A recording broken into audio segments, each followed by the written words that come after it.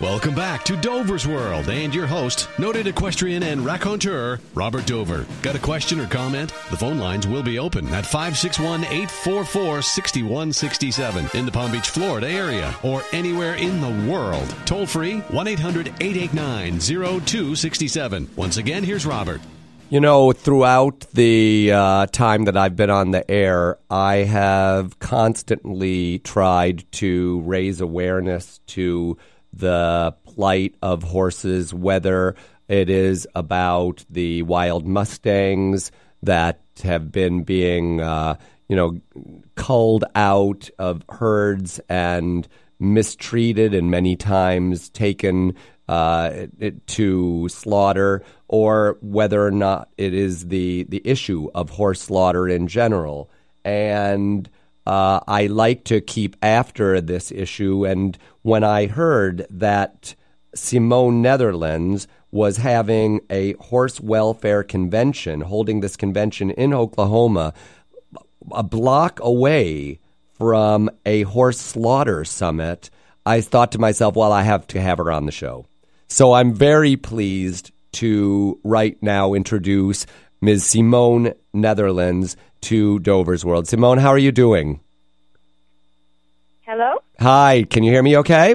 Yes, I can hear you. Hi, Robert. How are you? I'm very, very well. And listen, thanks so much for coming on my show. And I just want to first congratulate you on all that you have done and all that you are doing on behalf of our beloved horses in trying to stop the senseless slaughter of horses in America. Well, thank you so much, Robert, and I'd like to thank you right back in return for everything you are doing to spread the word and to educate America, because truly so many people have no idea yet what is really going on right now. Yeah, it's been, very confusing for so many people. And as it so often happens with things that are politically oriented, so much stuff happens within these large bills, and people don't realize the ramifications of a bill going through until they see that line by line, somewhere in there is hidden something like this bill that would allow for the processing plants to reopen and allow for horses to be slaughtered in America again.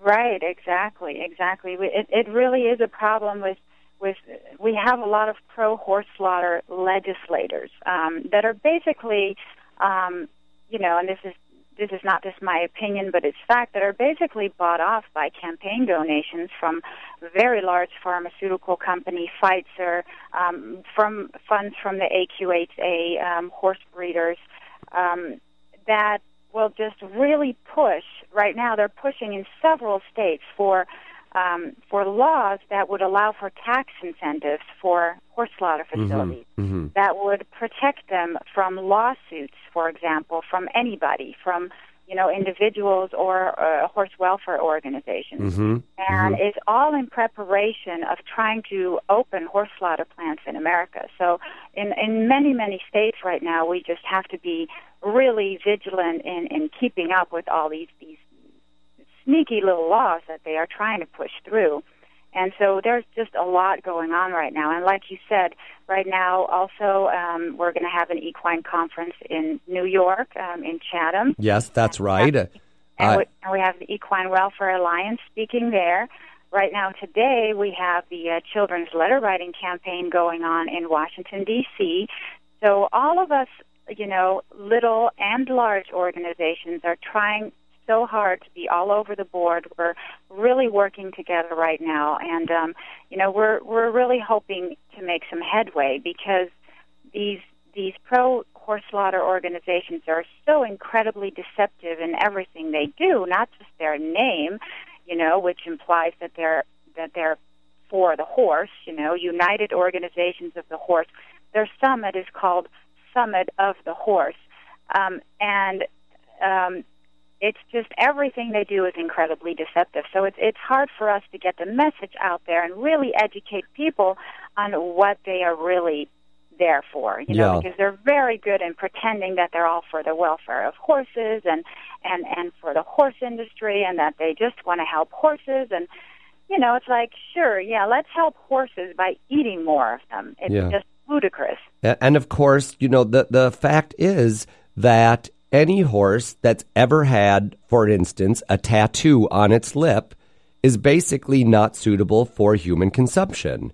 Any horse that has been a show horse of any kind is not suitable for human consumption. It has had inoculations, it has had antibiotics, and it would not be suitable for human consumption. There's really no situation other than killing horses that have been raised, for instance, like wild, and those horses are supposed to be preserved under our laws.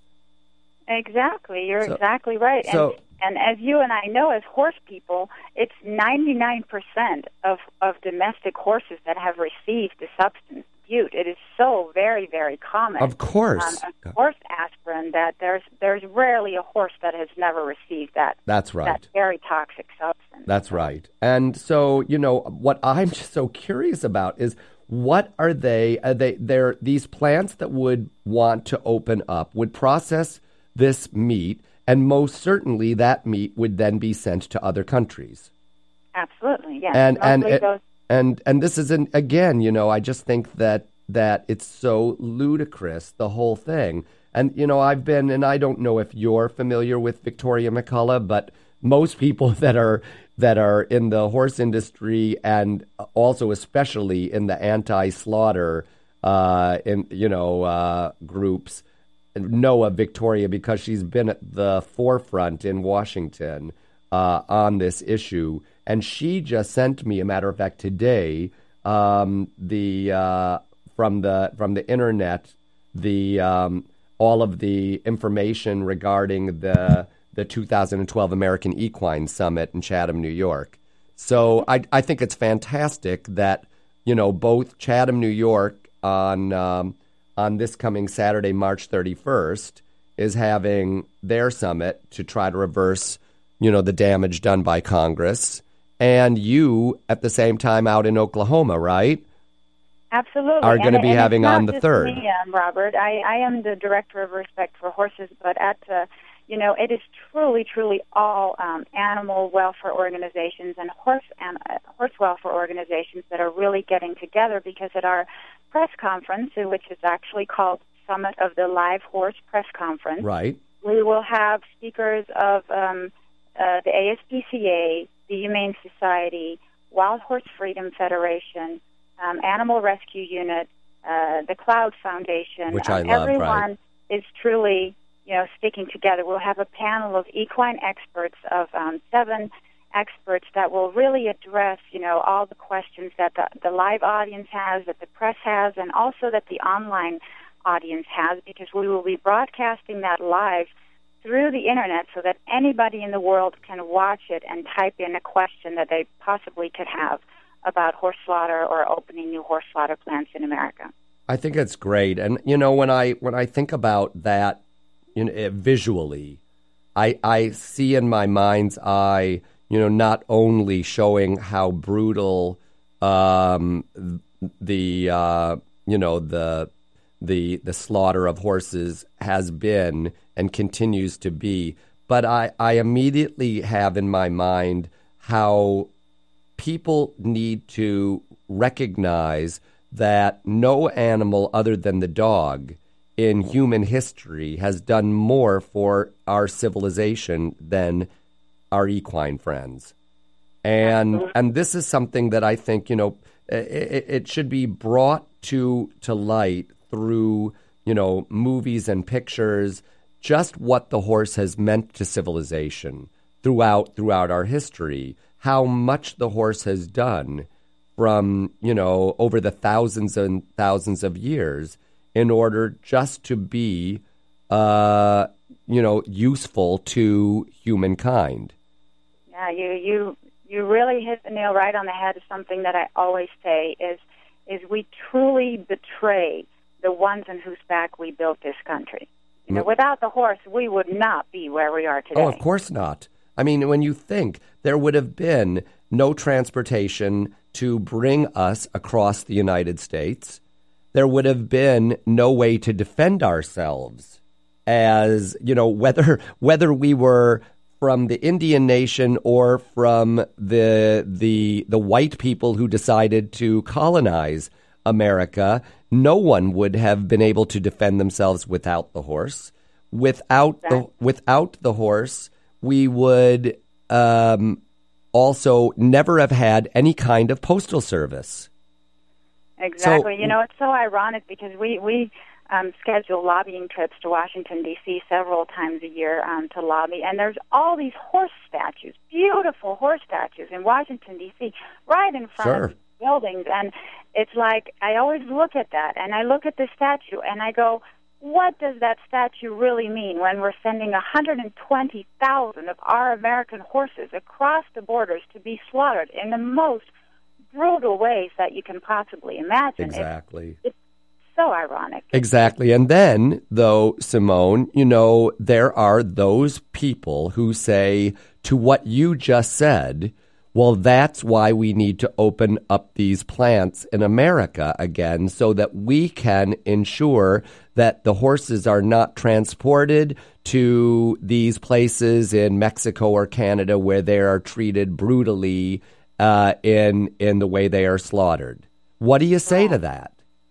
Well, I actually, so this is kind of what PETA came out with as well, right, in saying that. Yeah. And I do understand people who do say that. But here's the thing. People who believe that don't realize that when we had horse slaughter in America, those distances were barely any less than they are going to Mexico and Canada. Uh-huh. The fact is that we can and will never make horse slaughter humane because you cannot take away, for example, the nature of a kill buyer. The nature of kill buyers is just that they are not humane people. That horse is a product to them. They will bash their eyes out so that on the trailer they will be nice and calm. Mm-hmm. They will shut doors on their legs because just to fit the last horse in the trailer. Yeah. These people are not people that you can ever make into a conscious human being that will treat that horse nicely. Yeah. The fact that horse slaughter is for profit proves in itself that you cannot make it humane. It's all about time efficiency. It's all about how many horses can you process in one day. They are whipped through those slaughter lines. They are, that in the horse slaughter plant, you will not find one person who cares about the welfare of that horse. Yeah. Because Listen, people that do, they just won't go and work there. And that's my point. That there is a difference between euthanasia and, for instance, dogs and cats, which are humanely euthanized, versus horses, which are slaughtered. The very word is different, and what's even more important is that the actual fact of what it is different. And horses are not humanely euthanized in these plants. They are slaughtered in the same way that a cow or that a pig is slaughtered or a chicken. I want to take a call right now, Simone, because we have a caller in coming from Malibu, I believe. Barbie? Hi, this is Shane and Sia Barbie, the Barbie twins. Ah, the Barbie twins. And we're friends with Simone Netherlands, who's done a phenomenal job trying to put this horse summit together, and obviously such a good job that the pro-slaughter people just want to back out. Obviously, they got scared. They see that more than 80% of people are for they're anti-horse slaughter because they're for the horses. Right. So that says a lot. I mean, let DC give us a vote. Let the people vote instead of big business, because that's what we're going up against. We're going up against big business who has the money to campaign and spend this like this slaughter is. And can I correct you on the slaughter? This is even worse than cows and pigs because their brain is in the back of the head, further than a cow. So it takes 3 to 4 times to slaughter a horse, unlike a cow that they do. Shoot it. Yeah, to shoot it or put the drill in. Right. And they don't transport well, unlike no, of course they transport horribly. And they don't, with even show horses, they're using tranquilizers and things like that. Sure. But with these, the only thing that the USDA has is one stud per trailer. They don't even abide by those laws. No, of course not. They just stuff these horses in. If a hoof is sticking out, they cut it off. Yeah. This is the cruelest thing, and it is disgusting. Even if you don't like horses, that our tax money is paying to slaughter horses for overseas business. But well, if you look at this objectively, you see that Simone Netherlands and other people for anti-slaughter are not making a dime. In fact, Simone spent her own money. Sure. And the people for pro-horse slaughter have an agenda, and it has to do with profit. Yeah. So are we going to believe their facts or where it comes from or, their agenda? No, because they have profit in mind. Exactly. But also, you know what? We know it on an even more visceral level because we are horse lovers. And the fact that we are horse lovers, around the world and especially here in America, we obviously know that these are animals of flight. They scare easily. Putting them on a truck like the way they put them and then trucking them at this point to Canada or to Mexico in the most horrible ways. As expert, we were equestrian instructors and trainers. Right. So we're coming also from horse knowledge as horse experts, that were on the U.S. Equestrian Drill Team. And they do spook easily. And they try to bring in horse experts there, again, that want profit, saying that everything's okay. And I don't know where they're getting that because this is just, again, let's allow not only the polls, but give us the vote. Well, I know where they're getting it from. Like, for instance, the people of the American Quarter Horse Association, they're pro-slaughter because most of the overbreeding has been done by them because of artificial insemination. Yeah, this is a window for overbreeding. Yeah. It's and within the racehorse industry. Yes. Absolutely. It used to not be the racehorse, but it's mostly quarter horse because they do artificial insemination. Yeah. Yeah. So, but and a good point that you bring up is that horses were not bred for meat; they were bred as companion animals. Absolutely. Well, they were bred as that, and in order to be useful for once we realized thousands of years ago that we could get on them and harness that energy to take us places to help us defend ourselves. From that point forward, horses have been the animal in the history of mankind that has done more for civilization than the flag. We have more laws for the flag that doesn't have a spine or feel the pain than we do the horse that built this country. You're right. Well, listen, the movie War Horse. I appreciate it, Barbie twins. You guys are fabulous, and keep up the good work, Simone. Well, Simone's done a lot. She's done so much. I want to give her kudos. Well, thanks so much. I have one more caller, and we're going to take that one quickly, Simone, for you, okay? And thank you, ladies. Cassandra in Arizona, are you there? Yes, I am. Hello. Yes, quickly. We don't have very much time, but I'd love to hear your comment or question for Simone. Well, I'd actually like to know if it's true that the Summit of the Dead Horse got canceled. I heard that, and I just wanted to know if it was true or not. Simone? Yes, absolutely. I was actually trying to tell you this news. It is a little bit of news, Robert, because just today, Dave Duquette, the quarter horse breeder who is putting on the Pro Horse Summit, the Summit of the Dead Horse, just put out a press release today, and I'm actually going to read you from that press release that he put out on the press release. All right. This press release states, United Horsemen reschedules second International Summit of the Horse to focus resources on rescue and rejuvenation programs. So, in fact, they have canceled their summit, and we believe that the reason is that the ground was just getting too hot for them to walk on over there because they knew that all the press was coming to our conference and it was going to be just turned around. I love it. Rescue and rejuvenation? Yes, don't you love that? Who are they rescuing and rejuvenating except for probably themselves? And that's what you guys ought to go. You ought to use that line in when you open up and start speaking. That you ought to say, "Well, we hear that they have decided to withdraw from their summit for rescue and rejuvenation. We do not believe that it's for the horse that they are needing to rescue and rejuvenate, but probably for themselves.